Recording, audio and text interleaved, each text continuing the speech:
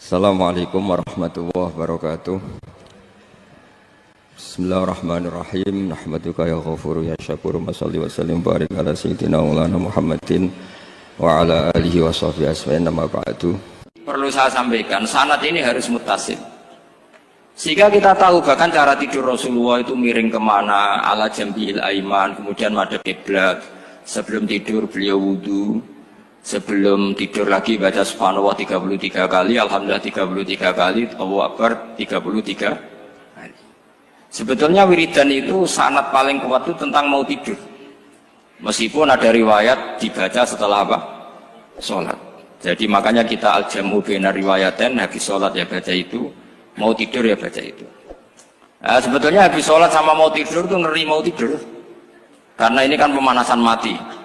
Pelatihan mati, karena satu kondisi yang ada sudah tidak bisa ikhtiar. Tapi kayak apa Rasulullah? Justru kita kondisi yang nggak bisa ikhtiar itu pesannya Nabi apa? Kamu baca ini, in mutta kata Nabi, ada yang baca in mitta. Kalau mau berpikir potensi paling ngeri, bahaya paling ngeri adalah orang mau tidur, karena di situ kita tidak bisa apa-apa. Cara musuhmu mangkel beku ya karek nyembelih, cara bojomu mangkel beku ya karek ngobong kok ini TV ini. Anda usah merasa tidak akan mengalami itu, ya insya Allah enggak itu. Tapi dengan melihat di TV semua potensi itu ada. Untuk aku turun yang kendaraan tangis-tangisnya akhirat. Gusti kalau mau akhirat mau kecelakaan. Nah, justru mau tidur itu Nabi itu unik. Kelihatan bahwa ada nubuah, ada kenabian yang luar biasa. Kalau mau tidur ada nubuah, ada kenabian yang luar biasa. Kalau mau tidur itu ada wiridannya. Saya termasuk orang yang fanatik baca wiridan sebelum tidur. Jadi jangan kira kalau Selasa sholat jarang wiridan, tidak punya wiridan di tempat lain, itu sangat suudzon yang menyakiti. Saya punya cara sendiri untuk ingat Allah itu, terutama mau tidur. Sampai istri saya itu protes. Gus nak bersolat tahu mau nyekel tasbih nabi tidur, saya punya tasbih lupa jumlahnya semuanya di kamar tidur. Ini sekaligus ijazah entah pamer kebaikan tidak tahu saya. Pokoknya sudahlah husnudzon saja. Suudzonu iblis. Karena mau tidur saya pikir kalau tahu-tahu saya bangun terus ketemu mungkar nakir terus kayak apa. Sehingga Rasulullah itu ngajari kita luar biasa. Bismika wa du'tu jambi wa bismika arfa'u. Kalau mau tidur doa apa populernya apa? Bismika Allahumma ahya bismika amun. Hafalnya gitu tok. Saya hafal banyak. Allahumma rabbas samawati sab'i wa rabbal arsyil azim rabbuna wa rabbu kulli syai' falikal habbi wan nawa. Allahumma antal awalu falaysa qablaka syai' wa antal akhiru falaysa ba'daka syai' wa antal dhahiru falaysa fawqaka syai' wa antal batinu falaysa dunaka. So, itu tak baca sampai tidur. Saking kadang takutnya sama Allah, akhirnya nggak bisa tidur. Kadang sampai setengah 4 apa terus tidur baru setengah jam terus subuh. Jadi kalau melihat tren itu kayaknya saya bakat wali itu kalau trennya seperti itu terus. Tapi sayangnya tren seperti itu jarang makanya terus tidak jadi wali-wali gitu. Tapi saya ingatkan ke jenengan, sanad-sanad seperti ini tuh yang mungkin Anda lupa. Anda hanya ingat sanad misalnya ya Mu'ad, inni uhibbuka faqul dubura kulli sholatin atau fala tad'anna dubura kulli sholatin Allahumma inni ala dzikrika wa syukrika. Kamu lupa bahwa saat paling krusial dalam hidup Anda itu tidur. Sehingga disebut wa min ayatihi manamukum billaili wan. Itu dari segi krusial gawat darurat, setiap saat Anda bisa mati. Belum urgensinya tidur untuk melawan maksiat. Itu kalau kamu hidup di kota Demak atau kota Semarang, bener kepikiran niklap atau wong ayu-ayu seneng terminal ning ngene dalan-dalan, itu satu-satunya cara itu hanya tidur. Kowe nak melek tetap jelalatan tak jamin. Masuk ning ngarep masjid Demak nggo tasbih gede-gede. Pangeran bedelok wong liwat tuh eling lur. Barokahnya usul fikih adalah kita belajar dulu. Saya pernah musyawarah sama Gus Yofur tentang usul fikih. Usul fikih itu ada makalah, mubah itu tidak ada. Sebagian ulama berpendapat mubah itu tidak ada. Karena setiap mubah saat itu Anda pasti meninggalkan keharaman. Itsma min mubahin illa wa yatahaqqaqu bihi tarku haramimma. Tidak ada kemubahan kecuali saat itu kamu meninggalkan keharaman. Anda tidur, berarti Anda taroktal maksiat. Anda tidur berarti Anda meninggalkan maksiat. Enggak nyolong, enggak dugem, enggak zina, enggak maling, enggak ngerasani orang. Jadi tidur itu anggap saja, ya Rob, ya Allah saya mau tidur. Tidur itu ibaratun antarkil ma'asi. Jadi malaikat roket pate kandhani iki ra sekedar turu, ya kowe kudu ngerti iki ape ninggal maksiat. Hitung mulai saiki. Bismika Allahumma ahya bismika. Namun ayo roke patet hitung. Anggap ini kiat meninggalkan maksiat. Terus turun 6 jam berarti tidak maksiat 6 jam. Meskipun akhirnya maksiat karena bangun jam 7. Artinya maksiat ra subuh gitu. Tapi betapa krusialnya ulama. Ulama lah yang mengajarkan kita tidur itu rohatan lil abdan, untuk istirahat. Kita pulih lagi, bisa kerja lagi. Pak Bupati bisa ngantor lagi, Pak Kapolsek, Kapolres bisa ngantor lagi. Semuanya aktivitas tentara bisa ngantor lagi. Memulihkan kekuatan itu ibadah. Meninggalkan maksiat karena tidur juga ibadah. Tidur saja ibadah. Ini barokatnya umatnya Rasulullah Shallallahu Alaihi Wasallam. Senyaman itu. Coba kalau kamu jadi umatnya Nabi lain, wah itu beratnya bukan main. Dan itu sesuatu yang dimintakan Allah, dimintakan Rasulullah kepada Allah, yaitu Rabbana wa la tuhammilna ma la taqata lana bih. Termasuk la tahmil alaina isran kama hamaltahu 'alal ladzina min qablina. Jangan bebankan ke umat kami sesuatu yang seperti engkau bebankan pada umat dulu. Umat dulu itu kalau mau tobat, kayak umatnya Nabi Musa pernah nyembah anak sapi, itu yang pernah nyembah tobatnya dibunuh. Liyaqtulal bari'u minkum al mujrima, yang terbebas dari menyembah anak sapi disuruh bunuh yang pernah menyembah anak sapi. Fatubu ila bari'ikum faqtulu anfusakum. Mau beratnya kayak apa? Kalau orang sekarang tobat cukup soal Pak Rosid salami tempel 100.000, dipandu caranya tobat diwari istighfar. Nomor itu penting, nomor loro seneng kiai, seneng aku maksudnya kalimatnya jelas. Itu sudah. Pokoknya jelas gak usah dibunuh, gak usah apa? Gak usah apa? Dibunuh. Sehingga tidurnya umatnya Rasulullah itu luar biasa, terutama tidurnya orang puasa.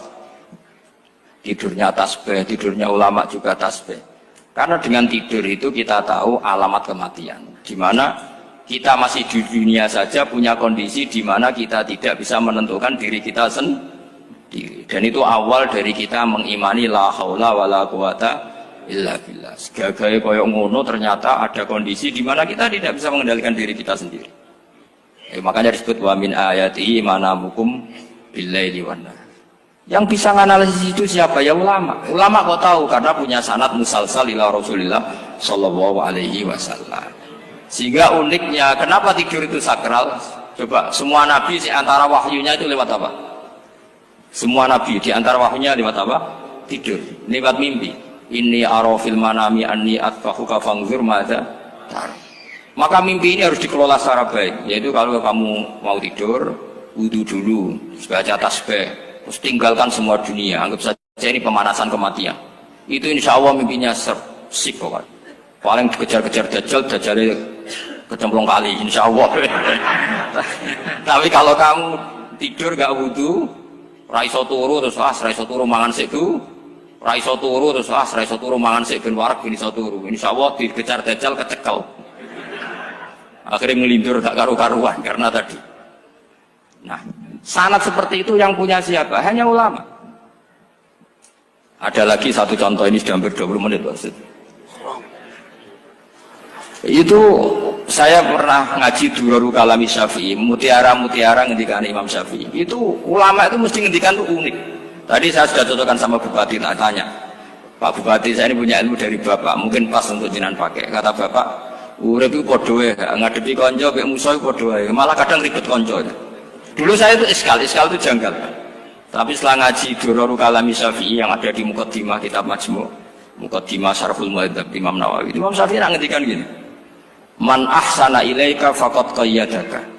Wong apiki kowe nyancang kowe. Kayak Pak Rosid itu apian mbak aku. Karena sarang sowan mampir, gayane apian, jebule nyancang. Awas nak teko ning Mas.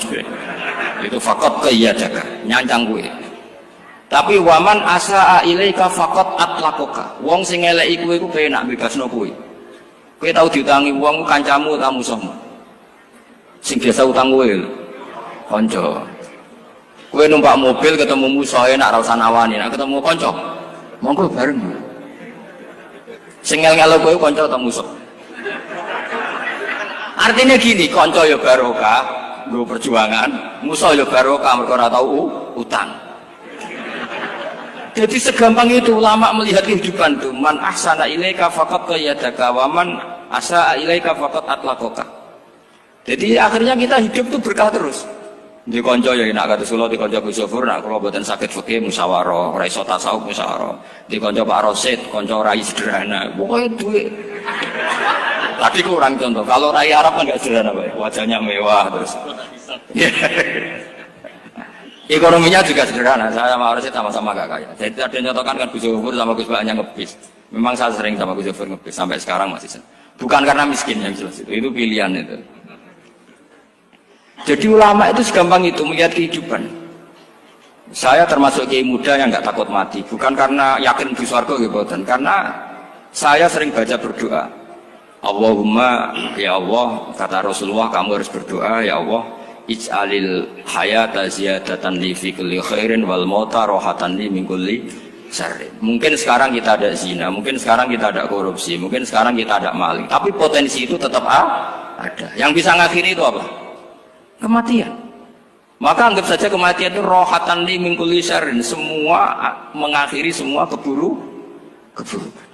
Kayak apa Rasulullah memandang kehidupan? Kalau kamu masih hidup, anggap saja ziyadatan li fi kulli khairin. Saya gara-gara hidup saudaranya kersane Pak Rosid ngaji di sini. Ikhlas Pak Rosid itu sangat ikhlas. Saudaranya senior kula dipaksa ge gelem, diintimidasi ge gelem. Wah itu barokah. Nanti setelah saya mau mati, karena saya juga akan ridho-ridho saja. Ya Allah, ini akhir dari segala potensi keburukan saya. Sehingga kiai NU, kiai alim itu ada bajingan, tukang ngemel wong kok mati. Saya gitu Pak, niki saya gitu. Tanggane orang sing gelem muni saya. Kiai ini maksud, ayo Pak, muni saya Pak. Mboten saya ini tempuh. Lan saya pun mati, pun mboten saged nakal nih. Ya jenenge rohatan li min kulli syarrin. Kalau mayit ya rohatan lahu min kulli syarrin. Kayak apa sanad kita ke Rasulullah kabeh itu dimana jadi ibadah. Al hayat ziyadah fi kulli khairin, al maut rohatan min kulli syarrin. Kenal Pak Rosid ya ibadah, apalagi kenal Gus Sofur ibadah, kenal Bupati ibadah, konco perjuangan. Kok kenal preman ya ibadah, konco latihan dakwah, anggapnya latihan ngelola rehab. Kenal polisi ibadah, jaga stabilitas nasional, kenal ABRI ibadah, jaga NKRI. Kenal orang nakal ibadah, dianggap pembina. Semua itu ibadah. Kayak apa ajaran agama ini? Semuanya baik-baik saja, tergantung niat. Tapi sanad ini siapa yang punya? Hanya ulama. Nah ulama itu siapa? Ya orang yang kamu ketemu. Dalam konteks ini Mbah Mun ngajari kita macam-macam. Mbah Mun ketemu orang siapa saja hormat. Saya kemarin bikin makalah untuk beliau, termasuk saya cerita dari riwayat Rasul akli ba'dal iman billah at-tawaddud ilan nas wastina'ul ma'ruf ila kulli barrin wa fajirin. Inti iman setelah akal menentukan kita iman kepada Allah, akal setelah mengantarkan logika iman kepada Allah, akal itu kita gunakan at-tawaddud ilan nas supaya kita bersikap simpatik dan melakukan kebaikan kepada siapa saja. Karena barokahnya kita simpatik nak ngandani wong nggih gampang. Misalnya kita di kiai alimo sundul langit terus sampean mbek tangga modit, ketemu wong perengut, sing ape ngandel iku sapa? Sementara sing preman, ayo ngopi nggonku sik tenang ae. Sing kiai ini orang begawean ngene kopi kowe. Akhirnya sing preman sakhok di pengaruh, sing kiai ini bakhil gak duwe pengaruh. Itu tidak boleh kejadian seperti itu. Makanya ada riwayat wastina'ul ma'ruf ila kulli barrin wa fajirin. Terus kula suwun sanad-sanad seperti itu tidak boleh hilang. Saya itu kitabnya Mbah Al-Ulama Al-Mujaddidin itu setengah hafal, sampai sekarang masih tak baca. Kalau mau tidur tak baca, bahkan di tas saya itu ada terus. Ya karena kalau saya di Jogja kangen Mbah baca itu, ketika beliau masih sugeng, apalagi sekarang. Karena jangan sampai saya ini punya fatwa yang mukhalif terhadap fatwanya Mbah Mun. Ini terutama warning sama santri sarang, nggak boleh. Terakhir itu Mbah Mun punya kecenderungan, punya pikiran kayak Yusuf Qaradawi. Ya potensi wajibnya zakat khodrowat fawakih. Ngendikan gini sama sih ingat ketika ngaji sama Gus Sofur Pak Rosid kalau bangun guyon wong desa iku wis melarat gegere nganti koyo akeh wae bangun hanya entuk gegere macul nganti koyo akeh gara-gara sing ditandur pari wajib zakat. Wong Sulawesi nandure kakao cengkeh zaman iku cengkeh joyo berhubung ora akut gak wajib zakat padahal kaya. Jadi fenomena itu sering diutarakan beliau. Lama-lama beliau ngarang di Al-Ulama Al-Mujaddidun, beliau mengutip pendapat Ibnu Katsir, tentu di era modern kayak Yusuf Qaradawi. Sebenarnya Yusuf Qaradawi sendiri bukan mujtahid, dia yang muqallid juga. Kata Ibnu Katsir, Wa mimma akhrajna lakum minal ard. Yang harus dizakati adalah ma itu umum, apa saja yang keluar dari bumi. Maka kecenderungan Mbah Mun akhir-akhir itu bu yau fawaqih khudruwat itu dizakati. Tapi beliau tentu tidak ilzam ya, karena beliau sangat syafi'i. Tapi ini kan saran yang baik lah menurut saya. Apa susah sih jadi wong lomo gitu. Wong dadi wong medhit kok mbok bilo-bilo. Lah nek kowe takok takdirin ndi Gus, nak khudrawat fawaqih, melon, kakao, tebu wajib zakat. Takdire iku lomo iku apik, medhit iku elek, ngoten mawon.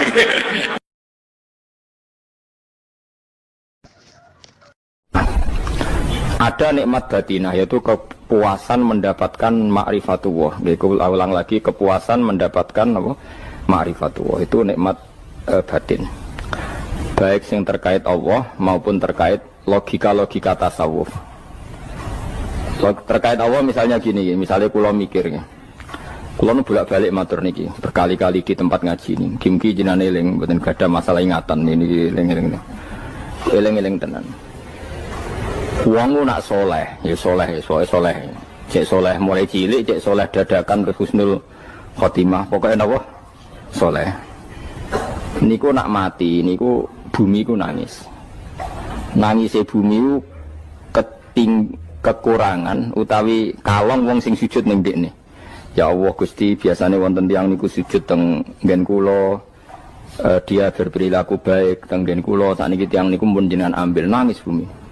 Sakniki sing urip arek bedua-bedua, damel narkoba, damel ngefly, damel macam-macam lah. Iku nangis bumi. Langit semeneng.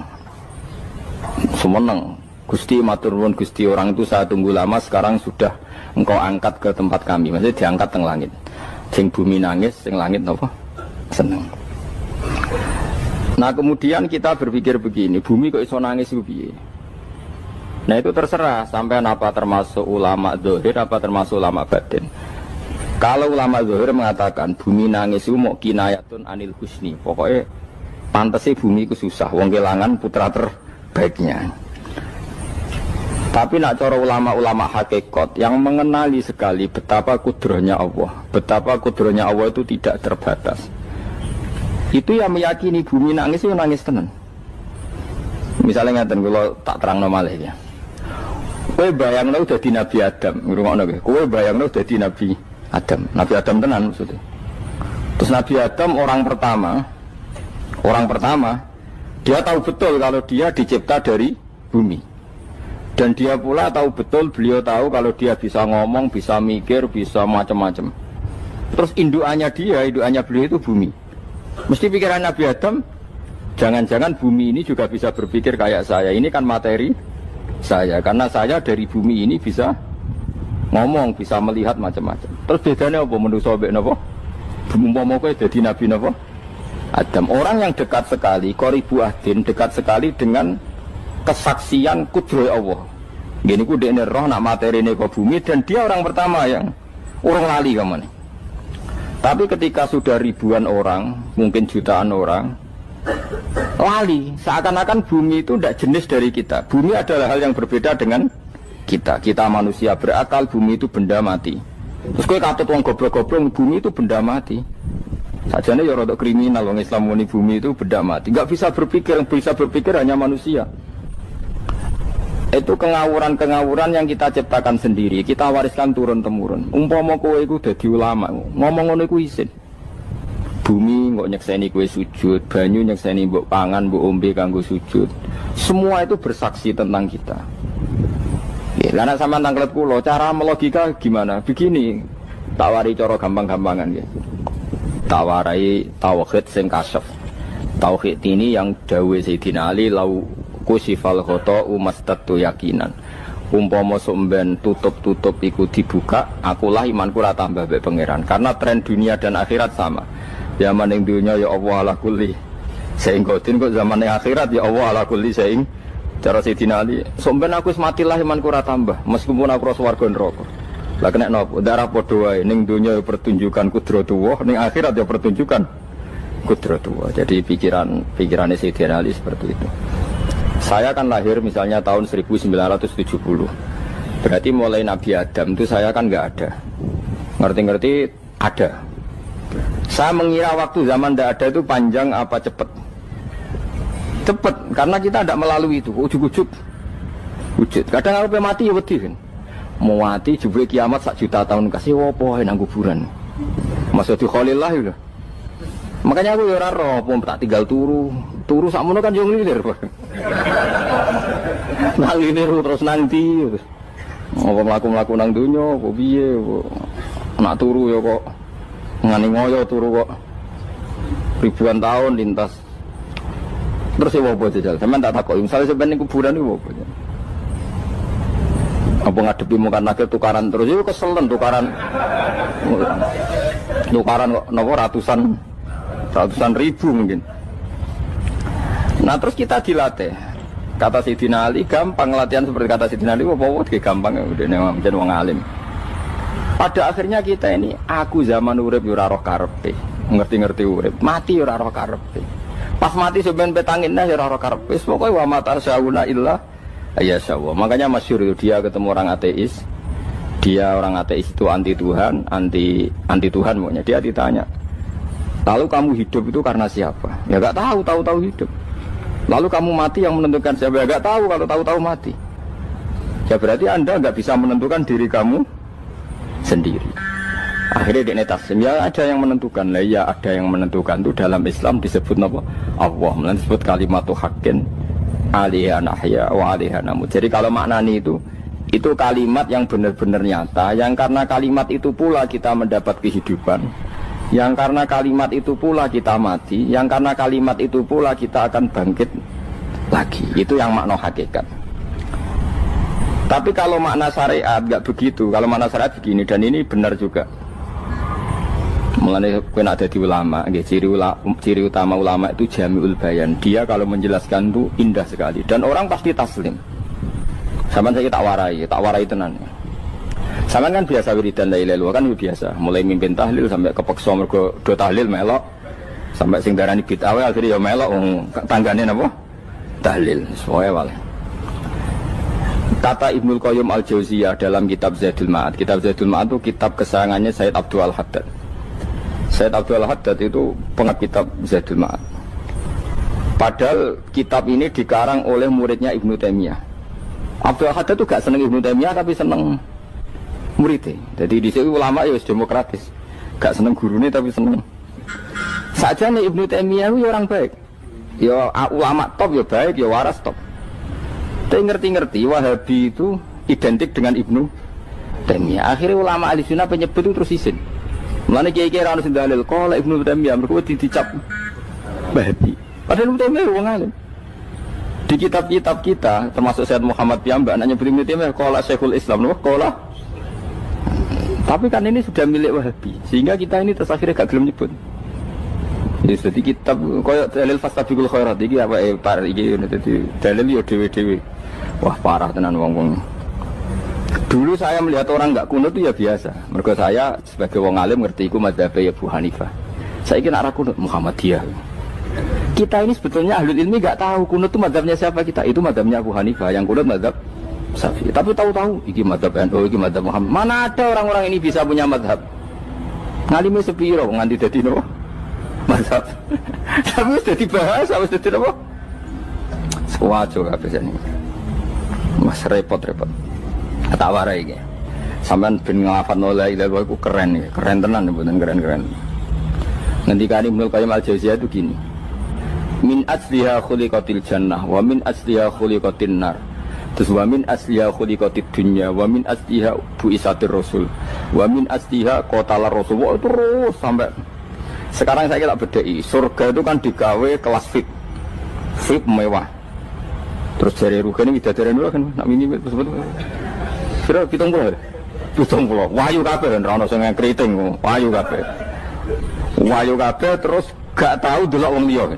Kadang bojo kita wis elek sik delok. Oh ya, widadari sifatnya maksuratun fil khiyam. Jadi gak tahu keluyuran ning ndi. Wahyu kabeh. Lek surga yang semewah itu selek itu ya bagi mereka sing nglafatno atau yang menerima la ilaha illallah. Neraka sekarang dibikin dalam itu. Jari Abu Hurairah neraka itu tes-tesane benda kamu jatuhkan ke neraka itu untuk sampai ke bawah itu nunggu 70 tahun. kila 70.000 tahun. Dikira HP mu mbok ceblokno neraka iku cebloke ngenteni 70 tahun. Betapa dalamnya, ngentekno bego piro ya bayang misalnya. Oh itu kontraktor mana saja tidak sanggup itu disuruh ngeduk kedalaman neraka. Iku ya mau kanggo wong sing menolak la ilaha illallah. Jadi kalimat ini luar biasa. Swarga digawe bagi yang nerima, neraka digawe ya untuk yang menolak. Itu kalimat sing nak tahlilan turu iku lho. Iku kalimat sing alasan Allah gawe swarga. Terus kalimat sing suwe-suwe sing lafadzno diarani bid'ah iku. Itu kalimat sesakral ini nasibnya akhir zaman iku entek. Gara-gara dilafadzno tahlilan tersangka jadi apa? Bid'ah. Dulu kalimat yang dipuja-puja penyebab surga dan neraka. Saiki kalimat itu tersangka. Mau perkara napa? Bid'ah. Wis aja melok-melok, kowe debat ya ora iso makili aku sebarno iso. Engko kowe terusno dalan tok. Dah. Berarti la ilaha illallah itu kalimat yang surga dibikin karena itu, neraka dibikin ya karena itu. Kemudian Allah punya sunnah, lalu butuh pelatihan. Dikasihlah Allah dari bumi. Dia manusia butuh latihan, dibikinlah bumi. Dan ini latihan ikrar la ilaha illallah dengan sadar, dibikinlah bumi, liyabluwakum terus dites. Wes digawe bumi, ono makanan, ono minuman, ono wong wayah, ono pegatan macam-macam, wong diutang wis mbulet macam-macam. Gue ngetes, eling la ilaha apa eling utangi, eling la ilaha apa eling kasuse, pokoknya dites. Karena nggak fair kalau Allah bikin itu kemudian nggak dites, dibikinlah darul imtihan. Dunia itu bahasa Arabnya darul imtihan, tempat tes-tesan. Imtihan mana apa? Tes, liyabluwakum, diuji. Wes diuji kita hidup. Artinya kita dihidupkannya pun oleh Allah demi tes-tesan la ilaha, itu disebut kalimatu haqqin alaiha. Nah ya sebenarnya kita hidup pun ini untuk dites. Pada akhirnya la ilaha illallah apa enggak? Paham ya? Terus dites. Allah itu juga secara hukum itu kan nggak fair, dites kok nggak punya pemandu, dibikinlah Rasul, diutuslah para Rasul untuk pemandu. Tes itu kan butuh seru, mak pemandu tok ora ono musuhe kan nggak seru, dibikinlah setan. Saat ini sebagian kita sudah setan tapi ini ben seru. Lho ndak setan kan minal jinnati wan nas, rumangsamu setan usopo. Baik setan minal jinnati wan nas. Jadi kena muni auzubillahi minasyaitonir rajim, terjemahnya berlindung Allah dari saya sendiri ya Allah itu. Lho itu kalau lama dulu biasa auzubillahi min syururi anfusina wa min sayyiati amalina. Sebenarnya kita berlindung hanya dari setan yang jauh, iblis itu enggak. Ya setan diri kamu sendiri, min syururi anfusina, dari kejelekan diri kita. Ngomongnya do wujud, soalnya setan tuh makhluk gaib sing piye. Lah kowe iku sapa? Nganti kowe maksiat terus mergo akrab klop, roh mbek setan klop, mulai terus maksiat. Dah. Allah ngutus pemandu yang ngecul setan ben fair. Napa? Fair. Jadi semua darul ibtila ini juga demi kalimat. Nah, makanya disebut kalimatu haqqin sing alaiha nahya. Kita hidup ya demi mendapatkan kalimat itu. Kita mati nanti ya demi kalimat itu, artinya mati ke neraka ya karena kalimat itu kita menolak atau mengabaikan. Masuk surga ya karena kalimat itu kita hormat, kita benar dalam memperlakukan kalimat itu. Berarti alaiha nahya wa alaiha nam. Terus wa alaiha nub'as karuan, kalau kamu termasuk minal aminin ya nub'as minas solihin, kalau minal kafirin ya nub'as minal zalimin. Tapi semua desain dunia ini hanya demi kalimat la ilaha illallah Muhammadur Rasulullah. Nah ini kan penting. Bagaimana mungkin kemudian kalimat sesakral ini, sehebat ini, kemudian ada orang tahlil kamu tidur. Kok iso, kalau jangga kok iso wong turu. Misalnya kayak mangkel, kalau mangkel sing mimpin Gus, wira barbar. Bagaimana mungkin kalimat yang menyelamatkan Anda kemudian Anda anggap problem? Elek gak? Apalagi kamu anggap ini bid'ah. Nak cara kula oke lah, ndongakno mayit itu gak ono tuntunan Nabi. Tahlilan gak ono tuntunan. Tapi wis muni tok kono tok. Artinya menduk kono tok ora usah nyerang kalimah, enak kalimah tetap kalimah thayyibah. Soal kowe ora seneng sing tahlil, mergo tiga profesi lah iku wonge wae gedhinge jogeman. Ya saya misalnya, saya kadang nggak cocok sama mubalek karena kadang profesi. Tapi saya tidak pernah anti pengajian bagaimana untuk membawa syiar Islam. Tapi kalau mubalek kadang orang seneng, kadang takon untuk piro. Bareng sangoni sithik, kok sumpah transportasi ini. Lah ngono kok mbok senengi iku piye? Tapi kita terus gedeng keliru iku sing gawa syiar Islam. Mana ada pengajian didengar orang banyak tanpa mubaligh? Gak iso. Ini iso melepukno barang-barang ra penting jadi penting iso. Lah cara guruku teng larang ning ape melepuk kanggo panggung barang perkara. Tapi kadang ya benar. Yang namanya mudin mubaligh ya itu bisa benar bisa salah, tapi kamu nggak boleh gedeng kalimatnya. Pilih kalimat itu kalimat hak. Nah, ini penting kalau utarakan. Sehingga zaman Nabi Sugeng ini rungokno tenan ngaji kula. Zaman Nabi Sugeng ada sahabat namanya itu Usamah bin Zaid. Ini sahabat kesayangannya Nabi, hibbu Rasulillah. Usama itu diutus Nabi perang. Ini dengerin ya, diutus perang. Pas perang itu si kafir tadi memenggal temannya.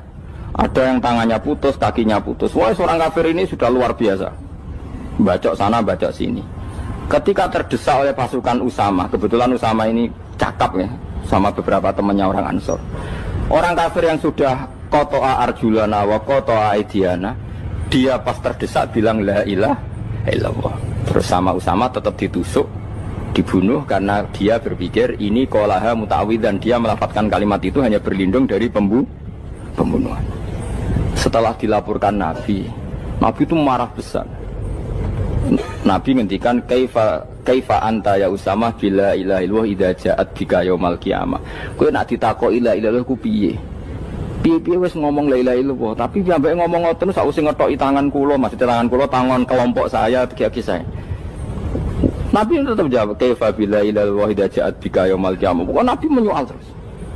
Sampai menjadi fatwa ijma'nya fuqaha, siapapun yang melafadzkan la ilaha illallah harus kita terima meskipun qolaha muta'awwidzan, meskipun saat melakukan hanya cara zahir berlindung dari kematian, sehingga kita terima. Orang kafir yang 80 tahun kafir melafadzkan la ilaha illallah 1 menit menjadi mukmin. Sampai ada ayat qulil ladzina kafaru iyantahu yufar lahum ma qad salah. Ini kalimat yang sakral, bahkan kafir yang 80 tahun saja menjadi mukmin hanya karena melafadzkan la ilaha illallah. Mulanya yang ngaji saya, yang senang saya, jangan pernah kamu mengatakan ada bid'ah yang orang bisa jadi kafir. Bagaimana mungkin orang mukmin yang ke kuburan dan melafadzkan la ilaha illallah kamu katakan kafir?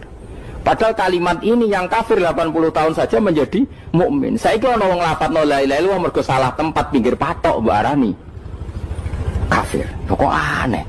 Sing kafir 80 tahun dadi mukmin iki gara-gara ngafalno la ilaha illallah dadi kafir. Mergo mau salah tempat ning pinggir apa? Patok. Mboten ora cocok muni nganggur, wong sering ziarah ku nganggur. Nyatane ya tenan. Cara dene pegawai negeri ora sering ziarah. Nah iku tapi ora usah muni kafir gak mungkin lah. Coba kalimat ini itu orang kafir yang 80 tahun menjadi apa coba dengan melafadzkan kalimat ini? Mukmin kan? Berarti kalimat ini adalah kalimat penghilang kekafiran. Lalu karena dilafadzkan secara salah dianggap kafir. Hanya karena bid'ah itu tidak mungkin. Makanya sebetulnya Wahabi yang alim-alim itu tidak berpendapat demikian. Saya punya beberapa referensi Wahabi yang alim itu tidak pernah mengkafir-kafirkan orang karena perdebatannya seperti itu. Tapi saat ini wis kuwajo. Sebenarnya kalau orang alim itu ya mirip-mirip. Entah Wahabi entah tidak mirip-mirip. Karena kalimat tadi. Wahabi itu kitab terbesarnya itu Ibnu Taimiyah. Ibnu Taimiyah itu punya murid Ibnu Qayyim Al-Jauziyah. Itu sampai sekarang saya lihat di fatwanya Ibnu Taimiyah itu begitu hormat sama orang-orang kita ini sama. Tapi tahu-tahu lewat penyaduran sana sini terus menjadi kacau. Jadi kalau balik ini malah ya, sampai anak kepengen dua nikmat batinah seperti tadi yang saya utarakan. Swarga dicipta sedemikian mewah ya demi yang menerima la ilaha illallah. Terus neraka dibikin se ekstrim itu juga bagi yang nolak. Kemudian dibikin daru pelatihan yaitu dunia ya karena kalimat berarti kalimat itu luar biasa. Wa biha qamatis samawati wal ardu. Kalimat ini pulang menjadikan langit bumi berdiri. Lalu sekarang kita bisa ngomong, bisa berpikir, bisa ngadekno BPKB macam-macam. Itu karena kita sendiri apa karena kudratullah? Saya tanya. Karena kudratullah. Kalau karena kudratullah, apa susahnya Allah bikin kemampuan tanah ini nangis, tanah ini susah. Wong podo-podo kowe iso nangis, iso mikir ya mergo kudratullah, ndak karena kamu. Harusnya ya sama, bumi-bumi ini bisa menangis juga karena kudratullah. Makanya bumi ini menangis ketika enggak ada orang yang sujud. Iku ya mungkin.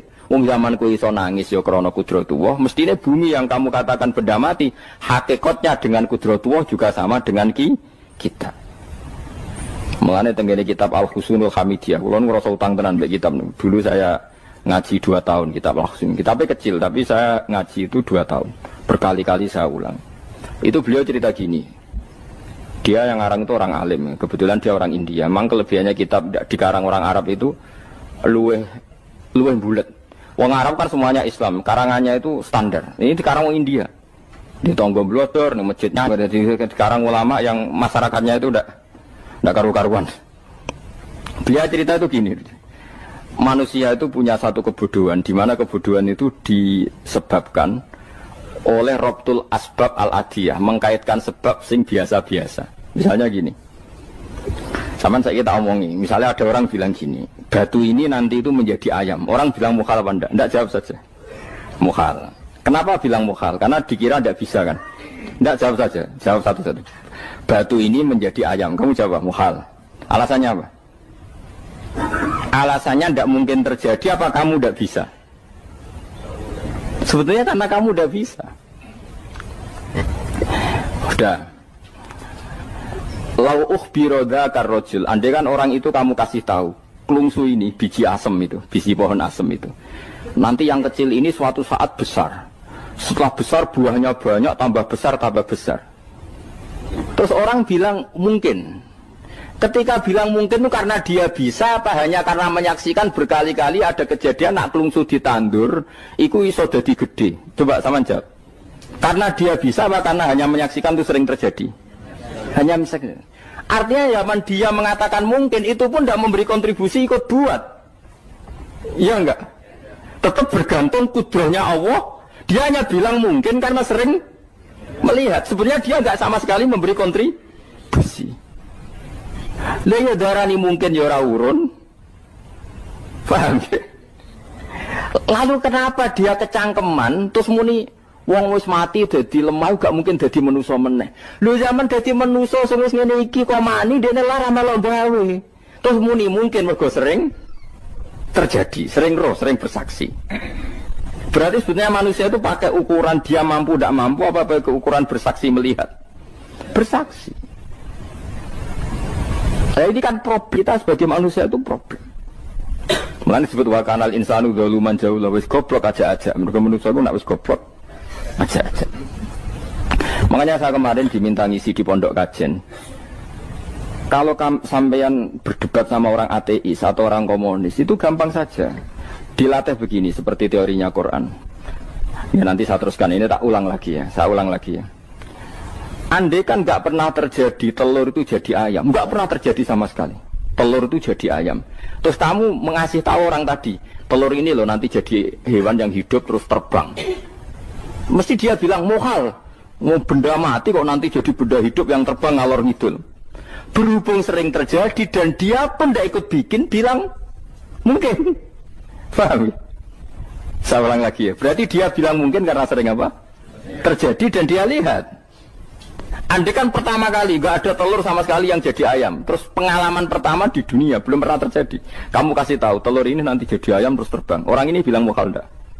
Mukhal. Berhubung sering terjadi bilang enggak? Nah berarti kita nanti bangkit dari kubur gampang saja bagi Allah. Cuma belum pernah terjadi kamu mengatakan mukhal. Nah makanya otak kita harus dibenahi. Kalian jogeman percaya ambek yang pernah kita lihat, yang sering kita lihat. Percayalah dengan akal, tapi akal waras tuh. Para waras itu serempet tatanannya wangil. Makanya Islam itu melatih. Qul falillahil hujjatul balighah. Misalnya begini ya, dulu kalau Gerwani atau PKI atau siapa sajalah, itu kalau melatih anak-anak TK, makanya seorang ulama harus punya kecakapan penjelasan ibanatul ahkam.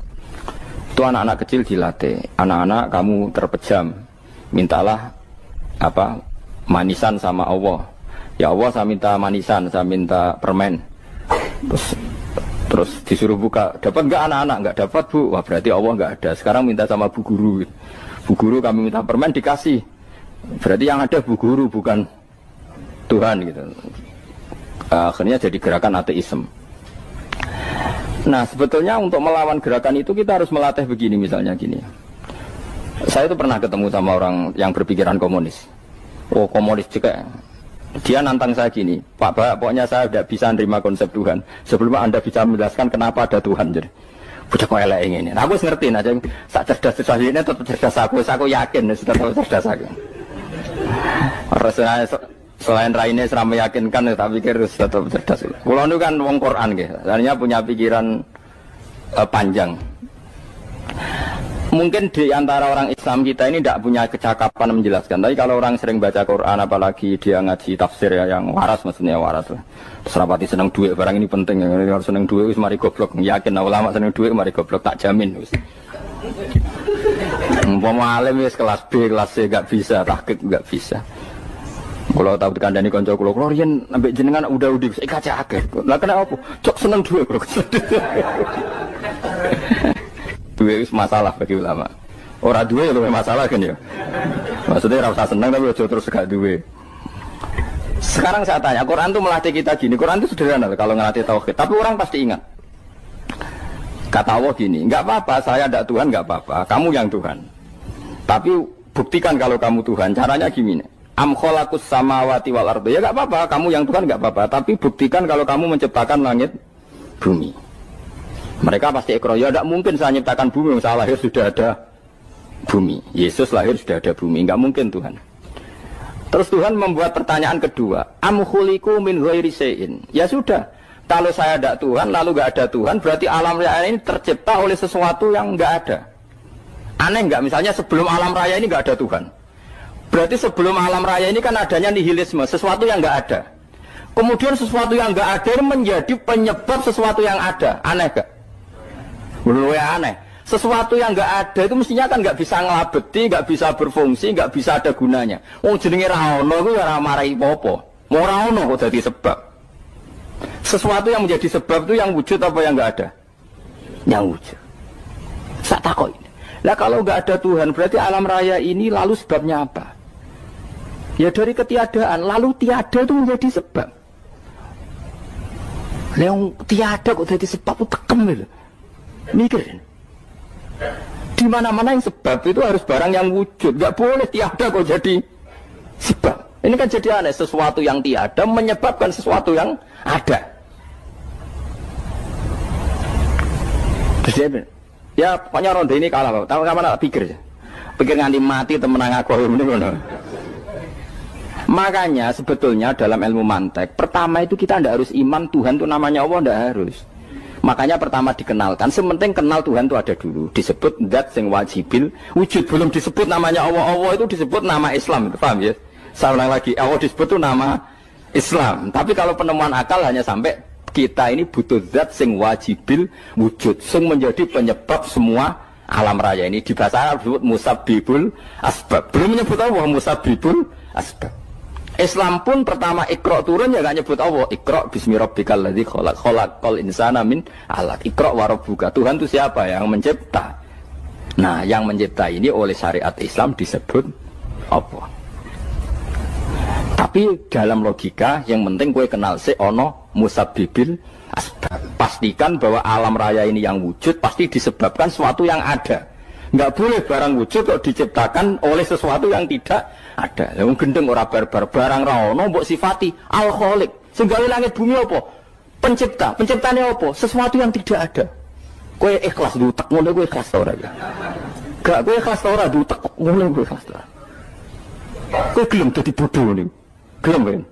Mboten. Nah, nikmat ngono jenenge nikmat batin. Mulane sing suwenang mek kalimat la ilaha illallah. Wis ana sing bid'ahnallah iku wong nganggur wis beno sak uni-unine. Tapi kadang memang kita berlebihan. Tahlilan ra barbar 40 dina ini ra barbar. Muga alasane wis disangoni akeh tahlil sedih lho sakake penggemar sing keselen sing rantuk sangu ya butuh cepet. Lani cara kula niki penting kula utara nggih. Kowe nek ora cocok tahlilan 40 dina wis ngomong ae kira cocok model harinya. Tapi ki aja menolak kalimat la ilaha illallah iku disifati Kanjeng Nabi kalimat thayyibah. Wong Nabi nyifati thayyibah, kalimat yang suci kok nyifati bid. Soal kira cocok wong sebut. Misalnya kamu bilang saja wong mati wis sangu amale lha apa didongakno barang. Nek kowe pengen ndonga ora usah ndonga. Wis ora usah biasa wae. Kula lah mbok dongakno ora seneng. Gak meyakinkan. Karo dene mlebu swarga butuh dongamu ora ono swarga fadhole pangeran apa mbok dongano barang. Nah tapi kowe donga aku ya seneng. Senenge ya semau lah timbang nyanyi-nyanyi rame-rame sadok ngene. Mbok mandi apa ora pokoke donga. Saya ulang lagi ya. Makanya Quran itu melatih logika sampai seperti itu. Am khalaqus samawati wal ard bal la yuqinun. Sampai terus diulang-ulang. Am khuliqu min ghairi syai'in. Kalau mereka merasa Tuhan enggak apa-apa, tapi buktikan mereka ini wujud sendiri tanpa sebab. Atau begini, kalau mereka tidak tahu sebab pencipta langit bumi, mereka sendiri suruh yakin kalau mereka adalah penciptanya. Am humul khaliqun, enggak apa-apa. Ya tapi masih Abu Jahal gendeng lah, masih Abu Lahab ngawur lah, nak takoki, ya wes pangeran kowe wae sing gawe langit bumi. Penggemarnya saja pasti tertawa. Mosok Abu Lahab darani pencipta langit bumi, wong lahir wae ning bumi. Tapi Quran oleh nggo jawab, am khalaqus samawati wal ardo. Apakah mereka menciptakan langit bumi? Bala yuqinun, mereka pun tidak pernah yakin. Jadi itu pangeran. Makanya di mana-mana orang alim itu suka debat. Karena pangeran sendiri kalau menjelaskan kebenaran seringnya juga nantang debat. Kata Allah, Qul ara'aytum ma tad'una min dunillah aruni madza khalaqu minal ardi am lahum syirkun fis samawat. Enggak apa-apa mereka Tuhan kata Allah, tapi buktikan zaman langit diciptakan mereka memberi kontribusi apa? Apa urun bego, apa urun cagak, apa piye lah pas aku gawe langit iku dekne urun apa jare am lahum syirkun fis samawat. Misale urun apa lah? Urun tol ta urun apa lah.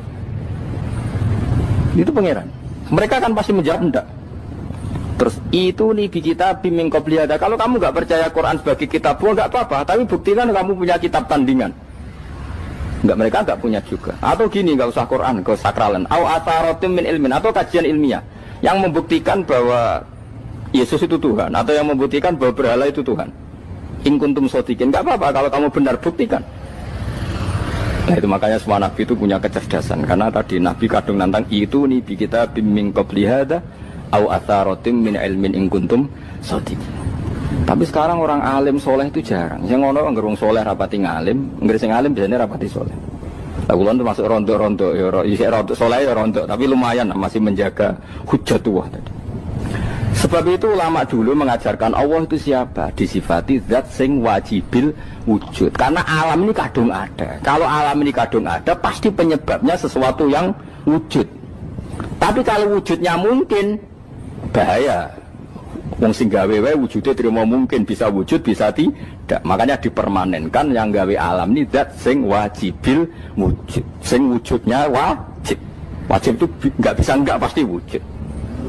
Nah terus kita kenal itu namanya khaliq, itu musabbibil asbab, itu khaliqul asya. Lalu oleh Islam zat yang demikian itu disebut Allah. Terus jadi la ilaha illallah. Nah orang yang bertauhid gini tentu punya kenikmatan batin yang luar biasa. Sehingga saya bayangkan nanti mati yang ngono biasa wae kan. Gusti zaman kula teng donya ora melok ngatur oksigen, ngatur nyawa, apa mati ndak ra ngoten. Mulai dari Sidin Ali, jenengan jenengan nak mati tambah pinter apa biasa? Biasa wae.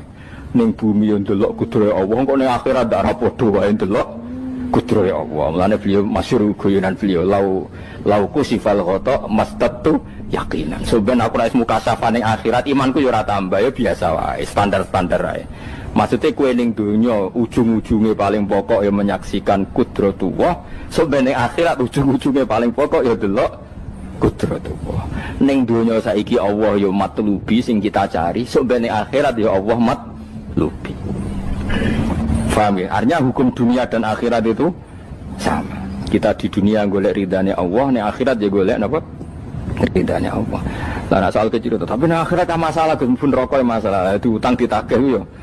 Masalah, kere suwi ku yo masalah. Ya biasa jenenge makhluk anane masalah. Sing ora oleh di masalah pangeran. Pangeran duwe masalah. Biasa wae. Terus niki kula mulai saking penjelasan nggih kias ali. Kias ali itu analogi kias nggih, analog dados tengene ilmu-ilmu usul fikih itu ada kias itu kan kias aulawi dari bawah dikiaskan ke yang lebih apa? Atas. Ada kias setara, namanya kias musawah, setara. Ada kias fahwal khitab, maknanya ya orang pasti sadar kalau maknanya seperti itu. Sampean saya kira beda, jawab mohon biasa mau. Budaya pantas, pinter pantas jawab. Kalau bolak-balik ngaji menerangkan. Kita ini hidup itu menjadi tahu apa malah menjadi tidak tahu gara-gara hidup. Nah, aku mari ke goblok sih, ora oleh. Gara-gara hidup menjadi tahu. Yo, ora sing bener gara-gara hidup menjadi tidak tahu. Kowe goblok itu sebab apa? Sebab tahu apa sebab tidak tahu? Wes gak polling gak apa-apa. Ayo 02 sik pira sebab tahu. Ini sing syukuran. Tahu. Hidup itu menjadi tahu menjadi tidak tahu. Menjadi tidak tahu. Oke, Mas. 01 ya. Oh. Menjadi tahu. Nah, kowe tengah-tengah. Wong loro padha ora jelas ya, cara kowe. Ndak tahu. Berarti menang 0 piro. Biasa. Tawari ilmu hakikat ya. Jadi awal syaratnya jadi wali. Meskipun jadi wali ku yo angel tapi tak warai mukadimah napa. Jadi nak bar iki urung wali cek apa? Mukadimah. Nah, sekarang misalnya gini, saya mau minum teh. Jadi saya melihat teh. Saya minum teh. Karena saya fokus minum teh terus anak saya main di sekeliling saya, anak saya kecil misalnya. Terus jatuh. Saya ini dianggap bodoh kan? Bodoh kan? Gara-gara mau minum teh fokus saja membiarkan anak jatuh. Yang andai kan saya tidak fokus minum teh, mungkin anak saya terkontrol. Terus ngerti ada cilik kan potensi apa? Begitu juga dunia. Gara-gara kita delok babunan ayu-ayu, delok gemerlapi dunia politik, delok hal-hal yang enggak penting, akhirnya melupakan hal yang penting. Sekarang misalnya Allah itu Ar-Razzaq, pemberi rizki, Allah itu Al-Mudabbir sing ngatur dunia. Gara-gara Fauzi terus meyakini satu makhluk apa yang nyelametno Indonesia. Ini kan dari iman kepada Allah menjadi iman kepada itu tidak boleh sih. Iman ya be pangeran. Jadi dunia itu biasa wae. Oh, nomor itu kok iso nentokno. Cuma ya tetap berorganisasi secara duniawi, tapi tetap sih menentukan. Iki rungono tenan awas. Nah, karena kita hidup, maka menjadi tidak tahu. Kita tahu itu menjadi tidak tahu. Surungono engkau nanti tak terangkan sekian dalil dari Quran dan hadis. Gara-gara saya fokus minum teh, terlena mau ngopi, wah sena esok ngopi. Gara-gara terlena itu anak saya jatuh, menjadi tidak tahu. Begitu juga dunia. Makanya Allah sering memberi nasihat, fala taghurrannakumul hayatud. Kamu jangan tertipu oleh kehidupan dunia. Ibaratnya Allah menimpi direm, dat paling penting, paling pokok. Tapi kamu abaikan. Kamu bilang jabatan penting, teman penting, mitra pejabat penting, komunitas penting. Kamu sampai lupa bilang nak Allah itu lebih penting. Nah, ini sudah mulai kena hijab. Nah, orang yang kena hijab ini nanti tidak bisa masuk surga karena Allah dengan duka marah besar. Allah ngendikan kalla innahum ar-rabbihim yauma idzil lamahjubun. Orang-orang ini nanti ketika di akhirat terhijab dari saya. Karena zaman ning donya ora tau roh aku. Kenapa kok terhijab? Justru karena ada yang diketahui. Justru ada yang diketahui. Contoh paling mudah itu copet atau lonte atau koruptor atau apa saja. Misalnya nyuwun sewu orang jadi copet itu kan umur 17 atau misalnya jadi pekerja seks nakal itu kan umur 17 atau 18. Hanya karena pernah mendapat rezeki dari judi misalnya atau dari transaksi yang haram. Terus dia bilang gini, aku nak jadi copet mangan kopo. Aku nak judi mangan kopo. Aku nak gak jadi wong nakal mangan kopo. Padahal dia 17 tahun nyatanya bisa makan, birizkillah apa? Tapi pernah merasakan 1-2 bulan dari rezeki haram, dia menvonis seakan-akan tidak bisa makan kecuali dari rezeki haram. Ya itu tadi gara-gara tahu nikmatnya uang yang sepintas lewat haram, nyopet atau korupsi, terus menafikan nikmat-nikmatnya. Jadi dari tahu nikmatnya nyolong atau korupsi menjadi tidak. Makanya kalau dalam ilmu tasawuf itu gini fatwalian, manusia sekarang itu tidur, kalau mati baru bangun. Jadi cara ilmu tasawuf itu annasu niyamun wa idza matu intahu. Mungkin ada yang hafal tapi ra paham. Jadi rata terang. Annasu niyamun wa idza matu intahu. Manusa kabeh sak donya iku turu. Nek mati lagi tan. Mergo kena wis mati iku lagi roh. Jebule sing hak tenan iku sujud ning pangeran. Sing hak tenan iku subhanallah walhamdulillah. Sing hak tenan iku muni Allahu akbar. Kae zaman ning donya dintekno kowe ngomong, "Nu Amerika super power." Kenal presiden penting, kenal menteri penting, kenal kiai gede penting. Iku mbok entekno. Barang-barang sing cara akhirat gak mendesak mbok entek. Wong nak ramangan mati, nak ra duwe gaji sumpek, nak pensiun sumpek. Hal-hal nanti setelah di akhirat kamu hanya tahu satu kalimatul haq, yaitu kenangan terbaik kamu di dunia itu sujud. Jika kamu getun ketika hidup tidak pernah sujud. Makanya kata Rasulullah, nanti kamu tahu ketika di akhirat hatta takuna sajdatul wahidatu khairan minad dunya wa ma fiha. Sehingga kamu nanti tahu bahwa sujud satu kali itu lebih baik ketimbang dunia dan sisi. Karena ternyata setelah kamu di akhirat yang layak jadi poin kamu hidup di dunia itu hanya apa? Sujud. Nah, yang dunia kan WA penting, HP terbaru penting, babonan penting, mutra penting, ngomong terus berjuta-juta kalimat. Hanya karena kamu hidup. Tahu saya mati, kau ngerti, kau kabeh dak. Maka ilmu kamu itu setelah mati, lagi ilmu terlambat. Napas ilmu mau terlambat itu Allah duka. Kalla apa alhaqumut takahtur hatta zurtumul qabir. Kalla saufa ta'lamun. Summa kalla. Terus kalla law ta'lamuna ilmal yakin la tarawun al-jahim. Pas kowe ilmumu wis bener, Gusti ternyata penting sujud teng jenengan, ternyata penting jenengan Allah. Pas roh pas wayang mlebu neraka, kok wis kecewa. Ya saiki tapi wayang mlebu neraka, roh wis terlambat. Mane tak warai saiki ben ora roh pas wayang mlebu neraka. Kok nak roh terlambat, pas roh wayang mlebu.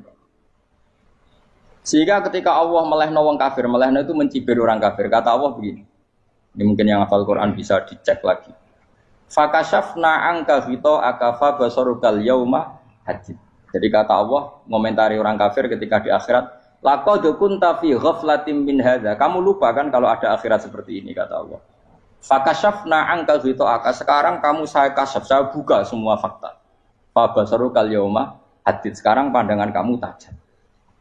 Dulu di dunia bilang misalnya seks penting, dugem penting, narkoba penting, maksiat penting. Kalau enggak gitu saya pusing. Nanti di akhirat semua ini jadi problem. Artinya apa? Gara-gara di dunia melihat gemerlapnya dunia, dia menjadi tidak tahu pentingnya Allah, tidak tahu pentingnya akhirat. Maka dengan hidup malah menjadi tidak tahu.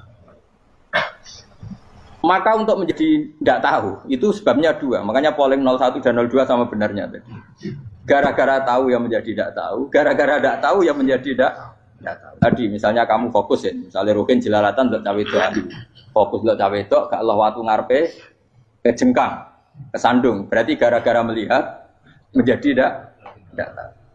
Ya kira-kira seperti itu. Gara-gara fokus delok dunya nganti ra roh hae Allah Subhanahu wa taala. Di sini Allah sering pesan fala taghurrannakumul hayatud dunya wala yaghurrannakum billahil ghurur. Kamu jangan tertipu dengan kehidupan dunia. Makanya saya itu orang yang paling fanatik sujud. Soalnya kalau suwun jenengan sing sujud. Mau sujud salat 5 waktu lah nikmati. Karena sekali kamu terbiasa mensifati dunia ini penting, nanti kamu akan lupa mensifati akhirat itu penting. Dan itu awal kamu tergelincir dari ansawa isabil, dari jalan yang benar. Makanya tadi pepatahnya orang sufi apa? An-nasu niyamun wa idza matu indah. Manusia itu tidur, kalau mati baru. Terus contoh kedua begini. Kenapa Allah begitu murka ketika orang tidak mengerti hak-haknya Allah? Bukan karena Allah anarkis atau keras, tidak. Memang secara akal pasti begitu. Saya sama tak beda ini. Ya contoh gampang-gampang saja, tak wari logika. Kalau ada orang buta lewat kemudian nabrak tembok, karena apa? Karena buta kan? Buta itu maknanya apa? Tidak tahu. Akibat tidak tahu, nabrak tembok. Ya kan? Karena tidak karena tidak tahu nabrak tembok, karena tidak tahu terjatuh di sungai, karena tidak tahu terjatuh di jurang. Sekarang juga sama. Orang karena tidak tahu pentingnya agama, tidak tahu pentingnya Allah, kemudian dia fokus ke duniawi. Akhirnya ya nabrak tembok. Natijanya sama enggak? Saya ulang lagi ya. Orang buta karena tidak tahu nabrak tembok. Orang fokus untuk perempuan cantik atau melihat apa, kemudian dia tidak tahu depannya juga nabrak. Untuk menjadi nabrak itu syaratnya tidak tahu apa tahu. Bisa dua-duanya. Tidak tahu ya sebabnya nabrak, fokus ke yang lain ya bisa. Nah, maka tidak tahu ya sebab nabrak, fokus ke yang lain juga sebab. Nah mata kita, hati kita ini sudah dipenuhi hal-hal yang tidak penting sehingga kita lupa dari hal yang penting. Kayak tadi kita mau minum kopi saja fokus sampai meninggalkan anak main sampai jatuh. Berarti minum kopi sebenarnya tidak satu kebodohan. Tapi ketika membiarkan anak kecil jatuh itu adalah kebodohan. Sebetulnya makan menikmati dunia itu tidak kebodohan. Tapi ketika Anda melupakan Allah itu menjadi satu apa? Kebodohan. Nah, ini disebut kamu jangan terlena oleh kehidupan apa? Dunia. Nah kenapa terlena? Itu kakean delok. Mulane Nabi itu ora tau delok dunia. Nabi, saya ini alatnya gitu diwali, tapi muka dimah. Pulau itu belum pernah delok. Saya pernah punya kakak wakil bupati, punya teman gubernur, teman gubernur banyak tuh. Kalau delok susu rawani, mereka khawatir senang. Nabi itu pernah, Nabi itu jenenge manusia pernah lewat itu. Kemudian tonggo-tonggone Nabi kebetulan pas pulang bawa unta-unta banyak. Itu Nabi melihat mungkin 0, sekian detik. Itu wis dilori pangeran. La tamuddanna ainaika ila ma mata'ana bihi azwajan minhum zahratal hayatid. Jadi misalnya koyo Rogen misalnya dulu wong numpak Alphard pejabat